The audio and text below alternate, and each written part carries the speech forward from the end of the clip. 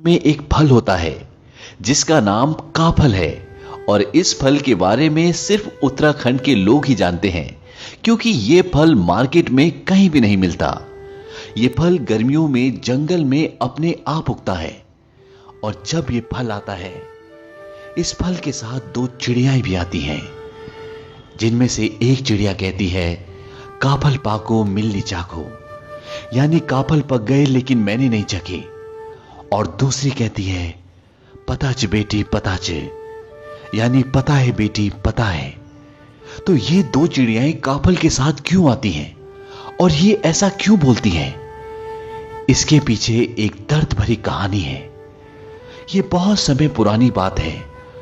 उत्तराखंड के छोटे से गांव में एक मां और बेटी रहती थी, जो बहुत गरीब थी और उनके पास आय का कोई भी साधन नहीं था।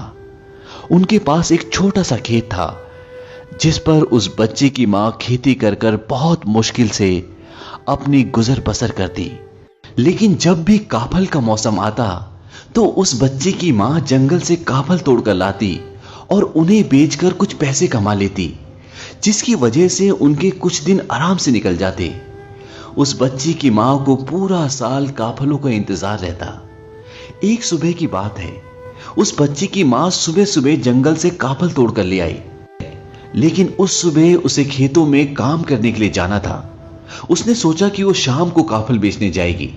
उसने अपनी बेटी से कहा कि मैं खेतों पर काम करने के लिए जा रही हूं और जब मैं वापस आऊंगी तब मैं अपने हाथों से तुम्हें काफल दूंगी, उससे पहले तुम काफल मत खाना। और वो खेतों में काम करने के लिए चली गई। इस वीडियो को आगे देखने से पहले डिस्कवर चैनल को सब्सक्राइब करें और बेल आइकन भी दबाएं, ताकि जब भी हम कोई नया वीडियो डालें तो उसकी नोटिफिकेशन आपको मिल जाए। और जब वो थक हार कर खेतों से वापस आई तो उसने देखा कि टोकरी में काफल बहुत कम बचे थे।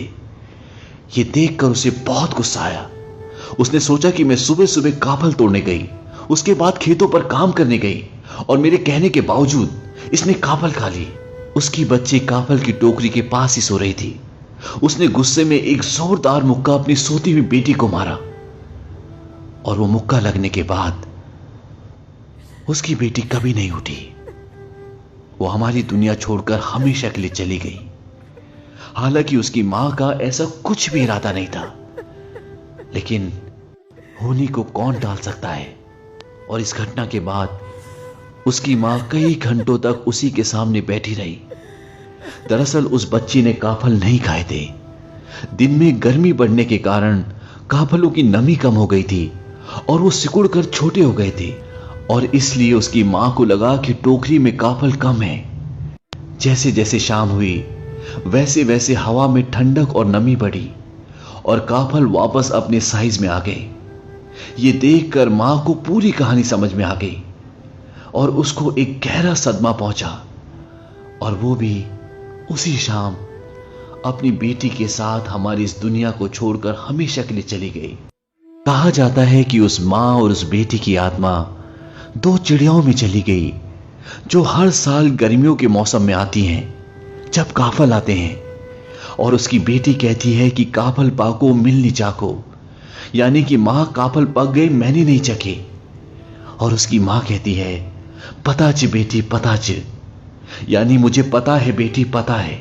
तो काफल जैसे स्वादिष्ट फल के पीछे ये एक दर्द भरी कहानी थी, जो उत्तराखंड में बहुत प्रचलित है। तो चलिए अब इस कहानी के बाद मैं आपको काफल के बारे में कुछ और जानकारी देता हूं। काफल खाने में स्वादिष्ट तो होता ही है, इसके साथ साथ ये शुगर के पेशेंट्स के लिए एक रामबाण का भी काम करता है।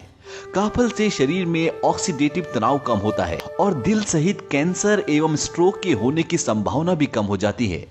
और काफल की एक और खास बात है, काफल को सिर्फ उत्तराखंड के लोग ही खा सकते हैं, क्योंकि इसे तोड़ने के बाद कुछ ही घंटों के अंदर खाना होता है, नहीं तो काफल खराब हो जाता है।